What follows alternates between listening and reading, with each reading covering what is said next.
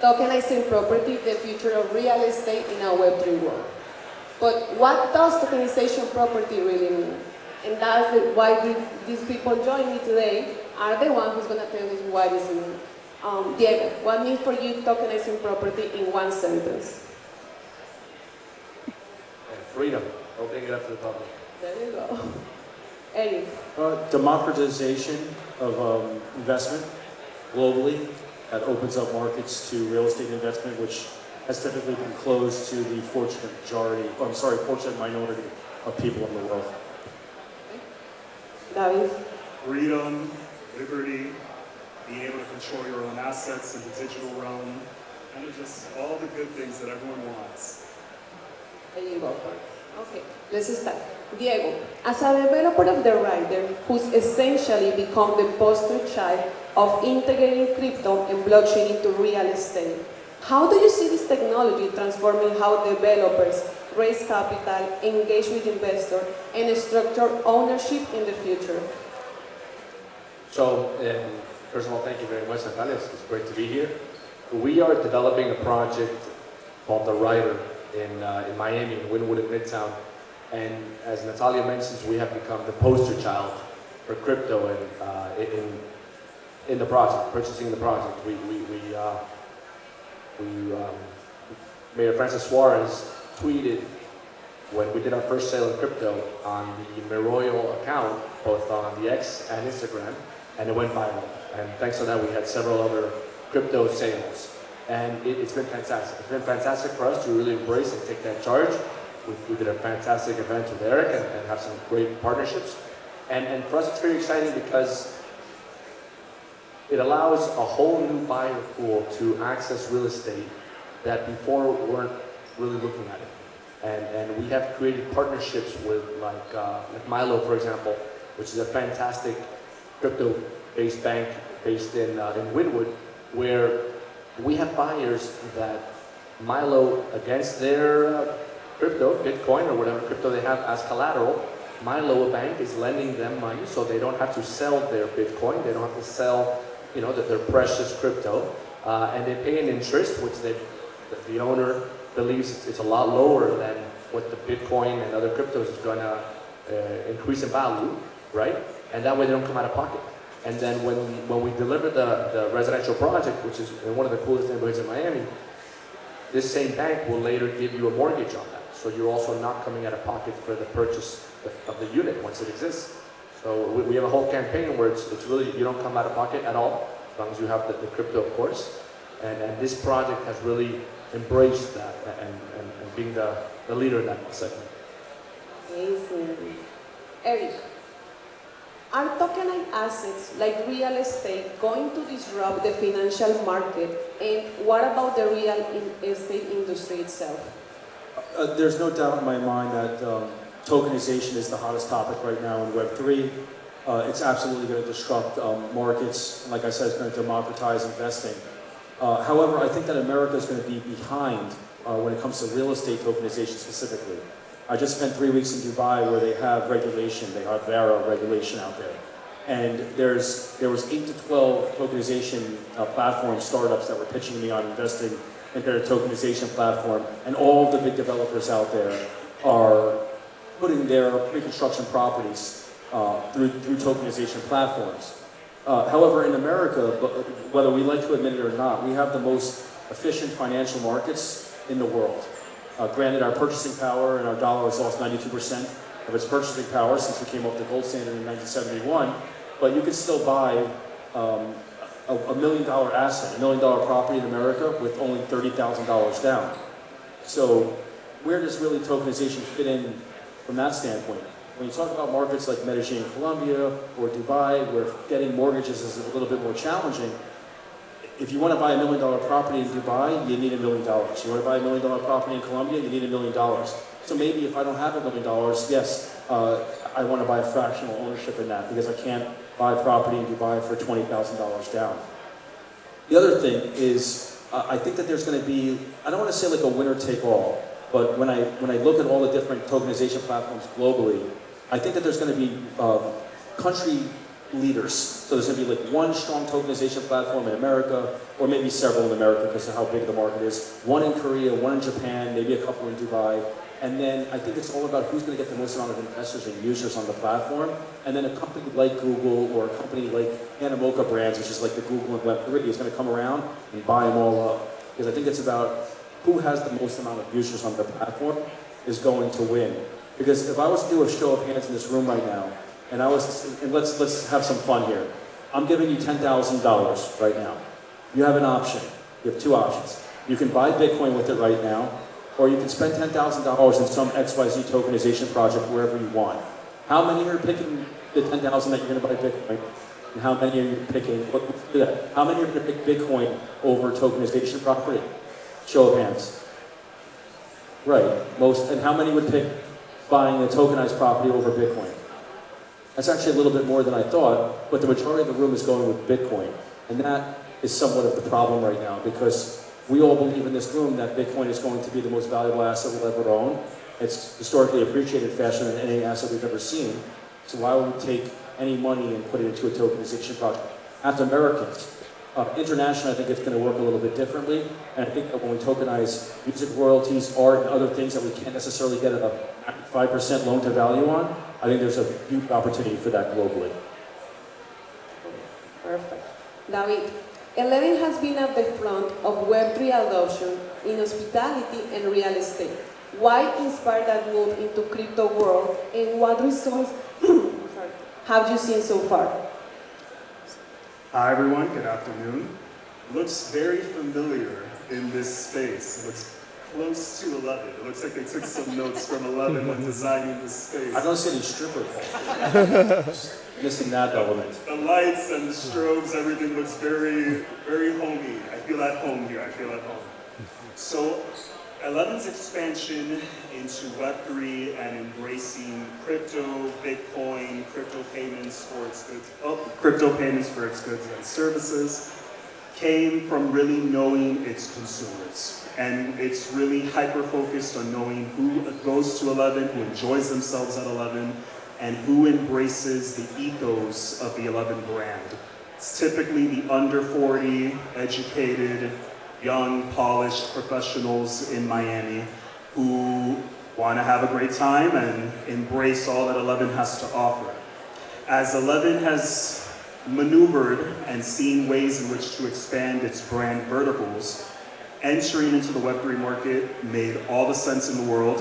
When we launched the 11 Club Hotel and Residences, we allowed for crypto payments to purchase the condos, to do the down payments and the deposits for the condominiums. At the time, in 2021, it was one of the fastest selling real estate projects in Miami, $1 billion plus in sales, and was really a pioneer in accepting cryptocurrencies for its payments.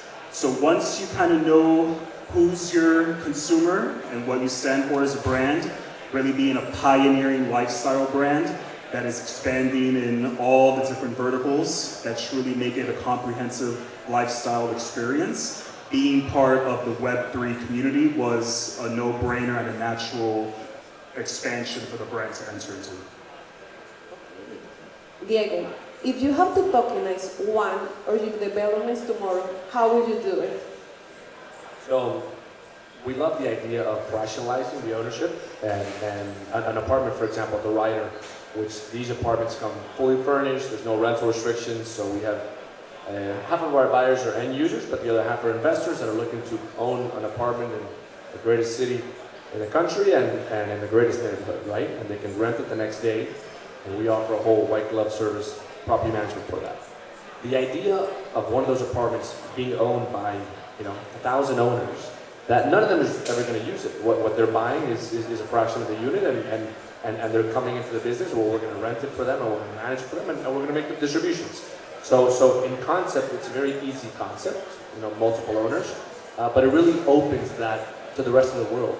So where we could have someone now, halfway across the world that says, I would love to own something in Miami, but I'm never really going to go, or I just don't have the buying power. By doing this, we really democratize it and bring it down to a human level. So it's not just big institutions and big wealthy investors that are buying these apartments or that are making these investments.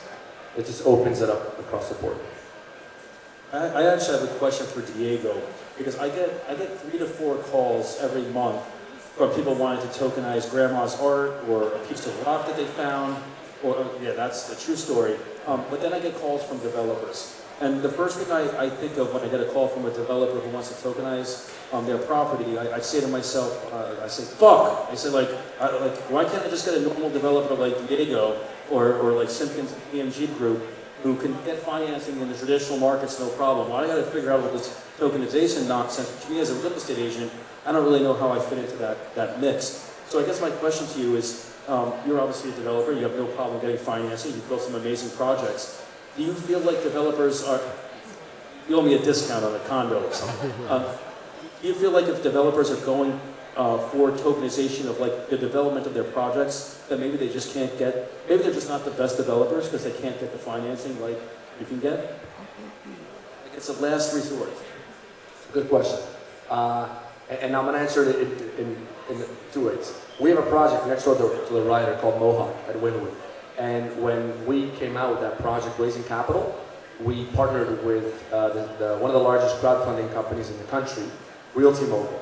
And they did a fantastic job, and they raised about $16 million in a month for us. And that was very similar concept. You know, very small investors, $40,000 average, and we raised all that. You could have asked the same question back then. You know, if you could raise the money, you know, for like the high rises you do in Miami, why are you going this avenue? And to me, it was just very exciting, very exciting. I wanted to do something different. And since then, the buzz that we have received thanks to that, which that same concept translates into the tokenization. Because it's not just tokenization of assets. We have partnerships that we're setting up in El Salvador, for example, where we've done events for the Ryder, where we are creating a large pool of investors over there via tokenization, because El Salvador, like Dubai, has very lax tax policy when it comes to crypto investing. So for me, it's opened up a whole new world. I think it's a generational thing, and it's just exciting. Right. Eric, Avanti Way is pioneering crypto real estate transactions. What are the biggest barriers agents face when working with crypto buyers or tokenized assets? Yeah, so you know, first they ignore you, then they laugh at you, then they fight you, then you win. Mahatma Gandhi said that, and I think that all of us in this room are at that you win stage. I mean, this is like the greatest venue in the world for a conference because 100 yards away there's some father gambling his son's college education away. And here we are with our funny crypto money, like sitting, chilling, drinking, and enjoying a good time. Yeah, it took me a while to convince. So I run the country's first crypto real estate division for Avanti Way. Avanti Way is one of the largest privately owned companies in Florida and also one of the largest brokerages. It wasn't easy convincing anyone to create a crypto division, but Avanti, within 24 hours of meeting me and my dynamic personality, were like, yeah, we got to create this division. I have a course where I teach other agents how to execute crypto related transactions, because a lot of agents, there's $500 million of listings right now in the resale market, let alone in the pre-construction market. There's billions in the pre-construction market where the seller and or developer will accept crypto for the property. 99.9% of agents in Miami, which we're supposed to be the crypto capital of America, have no clue how to execute. And I would guess that 99.9% of the agents, quite frankly, in the world have no idea how to execute crypto-related transactions. So the first hurdle that I have to face is just educating agents that this isn't necessarily funny money, it's not from illicit means, and there's a way to transact, and outside of cash, it's the most liquid asset in the world. David, what role do strategic partnerships play in building trust and legitimacy around Web3 real estate projects? The way we viewed it is when we've entered real estate projects, you are who you keep around you. And when we launched the 11 Club Hotel and Residences, and that sold out quickly, and then we launched the second tower, 11 Club Beyond, We did it in partnership with Property Markets Group, which is one of the largest real estate developers in the United States, strong presence in New York and Miami, Wynwood as well, as I'm sure you know. And they are one of the leading luxury real estate developers. They're currently also building the Waldorf Astoria, the tallest tower south of New York City, right at the heart of downtown Miami. So bringing the right people with integrity, with trust, having the leadership of the 11 team. I have the privilege of working directly under Michael Simpkins. Michael Simpkins is well known in the Miami area as a visionary entrepreneur, philanthropist, really engaged in the community and knows how to bring the right people together to kind of bring a project from start to finish as perfectly as can be done.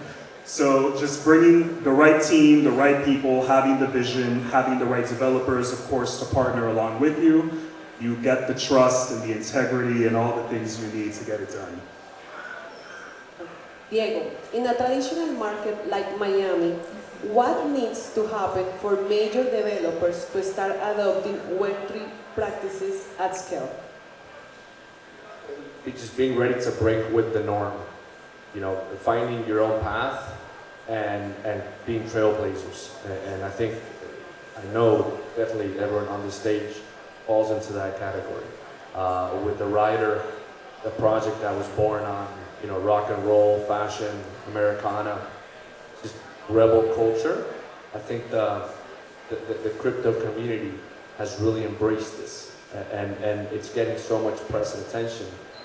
We are very proud of that, and I think more developers will see what we're doing. They're constantly calling us, hey, how are you doing that? How are you doing this? Are you worried about this or not? And it's been fantastic. And honestly, aside of the public reaction, to have the mayor of Miami having had the opportunity to do a one-on-one fireside chat, just really discussing what we're doing and promoting it, it's been huge, and it just really validates what we're doing.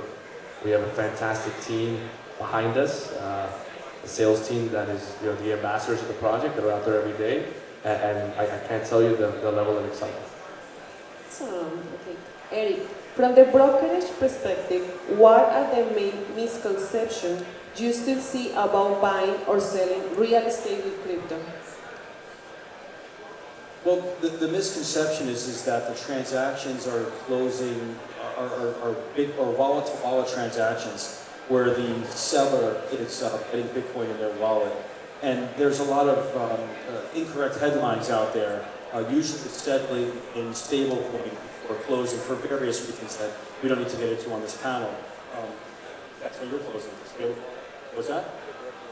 You get direct to the wallet. Well, yeah, bring that up. So this is one of the only, well, the first project announced that they're accepting, the developer is accepting it in the wallet. And has accepted.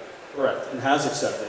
Whereas at 11, the transfer agent was, well, for lack of a better term, was FTX, right? So your buyers were going FTX would convert, I can charge a 1% fee, and then the developers were accepting crypto because the developers cannot hold crypto on their balance sheets for compliance and legal reasons. Most of my smart clients, they're leveraging their crypto. So they're leveraging their digital assets. They borrow against it, therefore they avoid capital gains tax. And most importantly, they get to recognize the potential appreciation of their digital assets, aka Bitcoin or Ethereum, which we've seen obviously 60% year over year increases on Bitcoin. So who is going to get rid of Bitcoin to buy property? Not many people that I know, not many of my clients. Again, my clients leverage the one asset, their most valuable asset, their digital property, to buy physical property, and they hope that both assets increase in value. And thus far, all of my clients, it's been true for. David, 11 has one of the first luxury developments to embrace crypto. What did you learn from that experience that could guide others entering this space? That crypto is the future. We were happy to be one of the first to enter. This goes back in the Wild Wild West days, 2021, when there was such a fervor to truly embrace crypto and see where can its potential truly grow into. And when 11 club residences launched and started embracing it along with our development partner PMG, it was a runaway success, and we got a good share of the crypto bros buying our condos at the 11 Club Hotel. So it was a tremendous success. Highly recommend that other developers in the space embrace that currency and that financial model for the sales. And it's one of the best ways, if not the best way, to tap into young, educated people who are passionate about decentralized currencies and really owning the future, owning their own assets. And those are the type of people you want to keep around and attract in your projects. And I think I have a condo to sell to my friend here as well. So it's been runaway success for 11, and it's worked out great. So I highly recommend other developers join along on the ride. Yeah, we have a booth right on the outside, the Rider. I definitely invite everyone to come check us out, learn about the project, theriderresidences.com, and get more information, please. Let me just say that you have a very good representation here on both my right and my left about how to properly come into this market and really embrace the cryptocurrency community. There's actually 6 to 7 developers right now in Miami that are accepting crypto. You probably wouldn't know that or don't know that because they're not in the rooms like these gentlemen are. And at Cervera, who's the sales team for the Rider project, they're at all of these crypto events. They're at the real estate events also. And by the way, it's one of the largest real estate conferences happening right now. But they're here embracing this community. And I think that it's up to us to also show respect back to them. And if we're going to spend our dollars anywhere, to invest in people that support our community, which is Bitcoin and cryptocurrency. Thank you. Thank you. I'm a hell of a salesman. What do you want me to sell? Water or anything? I do have to say, are we wrapping up already, or? Go ahead. I do have to say, I like to come bearing gifts. So everyone's pass is complimentary entry into 11 tonight. In case you want any plans in Miami, just bring this along and you'll get complimentary entry into 11. And you'll also get a free drink at Giselle Miami, which is the rooftop restaurant right on top of 11, if you so choose to do that as well. So, and if you use the passcode David, he's buying out the entire bar for everyone. So whatever you want. We'll see about that one. We'll see about that one. Before we all go to 11 and lose our faces, I'm doing an extension of this panel, a real-world asset panel with DigiShares, which is a tokenization platform from 7 to 9 tonight. We only have a capacity for 50 people, so if you're interested in exploring this subject further, please come see me, and I might be able to get you into our event that's happening after this conference tonight. All right, thank you so much. Thank you, everyone. Pleasure.